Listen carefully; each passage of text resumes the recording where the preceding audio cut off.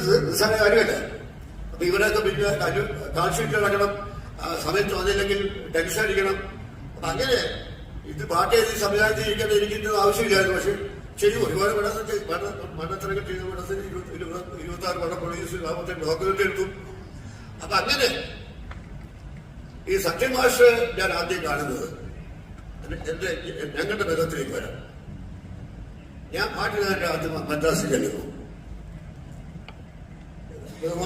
ബഹുമാന്യനായ എന്റെ ഗുരുനാഥൻ തിരുവനന്തപുരത്തെ നഗരത്തിൽ 2 പ്രാവശ്യം മേയറായിരുന്ന മുതലാളിയാണ് എന്നെ സ്വീകരിച്ചുകൊണ്ടിരുന്നത്. അത് എന്നെ ഞാൻ എഞ്ചിനീയറിംഗ് പാസ്സായി ജോലിക്ക് ചേർന്നിട്ടില്ല.